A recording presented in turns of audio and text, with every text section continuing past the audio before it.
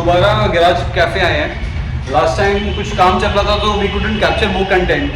Today we are gonna talk about like जो भी Harley खरीदना चाह रहा है या फिर जो सेकंड हैंड भी लेना चाह रहा है, even if you want to buy a new one, what are the check points and what are the things that you should keep in mind, क्या क्या दिमाग में रखना चाहिए। अगेन मेरा कॉलर यही है, करोल बाग जाना बंद करो, वहाँ के कोई डीलर तुम्हें कोई बढ़िया चीज़ नहीं देने वाले हैं। So yeah, we're going to talk about what are the main checkpoints one should always check while purchasing a pre-owned Harley or an Indian or any V-twin engine based out bike. उसके अलावा we're also going to talk about other services that Garage Cafe provides. For example, custom choppers build हो जाते हैं, anything related to performance, paint jobs, anything that has to do with making your Harley from Garage Cafe. So let's go. We're going to meet the owner Gaurav bhai again, and he's going to walk us through what are the main checkpoints या क्या क्या देखना ज़रूरी है अगर आप Harley खरीद रहे हो या इंडियन खरीद रहे हो या फिर रॉयल एनफील्ड भी खरीद रहे हो, क्योंकि ज़रूरी है। Everyone, so Macra Vlogs, we have Gaurav bhai with us. Hi Gaurav bhai. So we're going to talk about the checkpoints and क्या क्या चेक करना ज़रूरी है while purchasing a pre-owned Harley or a Royal Enfield, because it is very important, right Gaurav bhai? Exactly. Because go to any dealer, they will try to rip you off. चाहे metre back हो या फिर कुछ भी हो, like you can share some of the problems और जो भी चीज़ आपको घुमा के बता देते हैं। Right. So we're going to talk about that. Let's go, guys. So hey guys, we're with Gaurav bhai. We have a street bob with us, which is being converted into a lowrider ST. I mean, like I said, कुछ भी custom करवाना हो, come to Garage Cafe. So Gaurav bhai, please, what are the क्या क्या चीज़ें ध्यान में रखनी चाहिए while we purchase a pre-owned Harley और कुछ कहीं से भी ले रहे हो चाहे? So like first thing you have to take care about is ownership and the meter. Bike running कितनी है, बाइक की ओनरशिप क्या है, उससे आपको बेसिक आइडिया लग जाएगा कि मतलब बाइक की कंडीशन कैसी होगी। So if running is less, ownership is high, then it's fine. If running is high, ownership is less, then is also fine, because जो कस्टमर चलाता है बाइक को अच्छे से चलाता है। But if both things are high, then you have to very particular about few things. अब हम स्टार्ट करें यार, सबसे इंपॉर्टेंट बाइक में है उसका इंजन।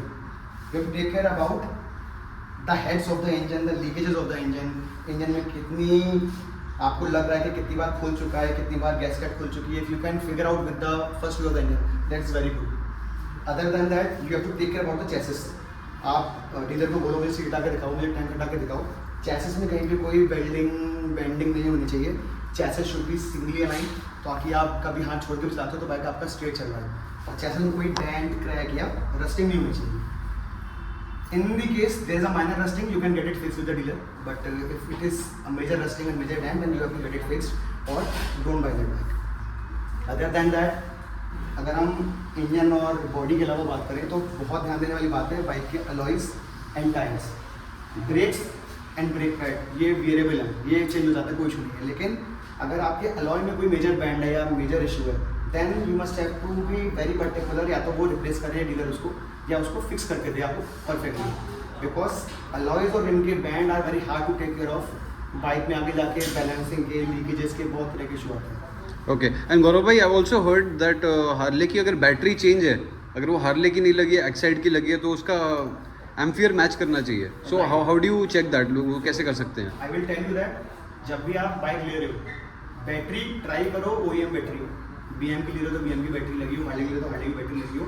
इन केस किसी ने बैटरी चेंज कर रखी है, समझ लो कोई लोअर सेगमेंट से एक्साइड एमरॉन लगा रखी है, वरना अपर सेगमेंट की युवासा या क्रैंक लगा रखी है, you must check the voltage of the battery.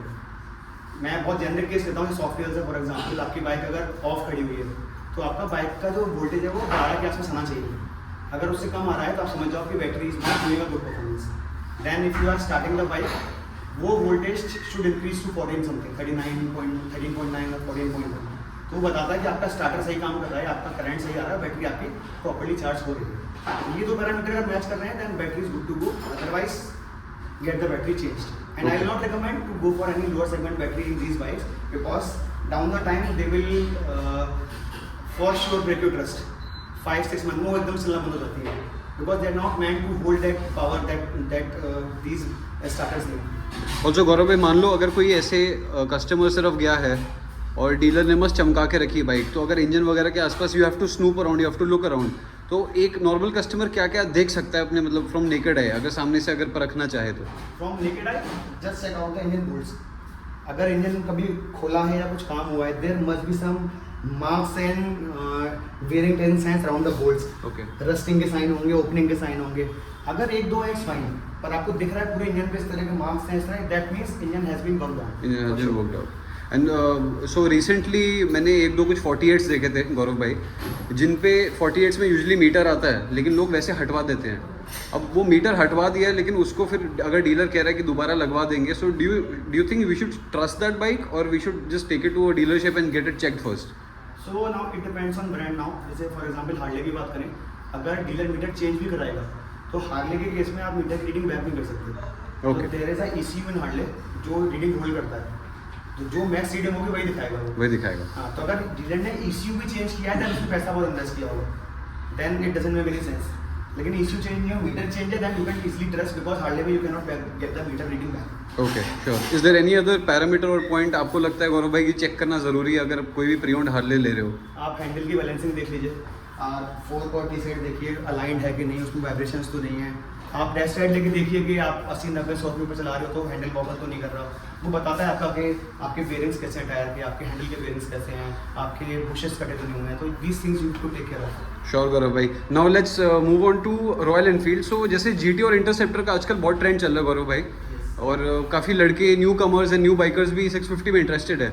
और ये अगर कोई सेकंड हैंड लेने जाए तो इसमें क्या क्या चीज़ है जो ध्यान रखनी पड़ती है, क्योंकि RE का भी मेंटेनेंस कुछ चीप नहीं है, अच्छा खासा मतलब पार्ट का आ जाता है प्राइस वगैरह. सो इसमें क्या चेक कर सकते हैं? So we have a interceptor here. This is also custom made by Gaurav भाई only. It's full touring setup, handle bar, knuckle guards, fairing. So all of this has been setup by Gaurav भाई. Looking very beautiful. Please Gaurav भाई, over to you. This we have done specially for a customer जिन्हें BMW की theme में bike चाहिए थी. उसको हमने 2D भी बनाया है और हेड को कैफे रेसर का लुक दिया है. It's a hybrid bike. तो आप अगर डिटैचेबल बैग्स को निकाल दो तो आप कैफे रेसर के जा सकते हो, और आप कहीं लॉन्ग रूट पे जा रहे हो तो आप बैग अटैच करके आराम से दूर कर सकते हो. RE में क्या है, मतलब being very frank, there is no point to hide. Harley की बिल्ड क्वालिटी बहुत अच्छी है, तो इजीली रस्ट नहीं होता, इजीली पेंट चिप ऑफ नहीं होता. तो एनफील्ड आप लोग लेने जा रहे हो, even if it's a new bike और a good bike, first thing to look about is the chassis के जितने भी माउंटिंग पॉइंट्स हैं वो रस्टेड नहीं होने चाहिए, because it gets break easily, it gets rotten easily. तो वो ध्यान देना बहुत जरूरी है हमारे लिए. इसके अलावा RE में भी सेम चेक पॉइंट है इंजन वाला. आप देखो कि इंजन बंद तो नहीं हो चुका, इंजन पे काम तो नहीं रखा.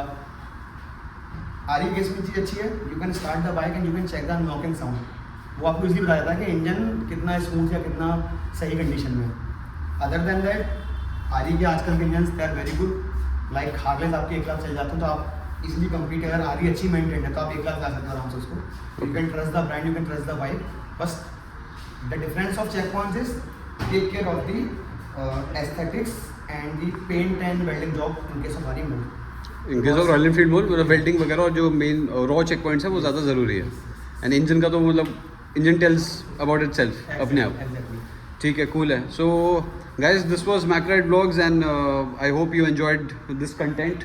And thank you so much Gaurav bhai again for educating our good rider community. We'll come back with more good content, and this is our workshop guys. We deal in custom Harley choppers.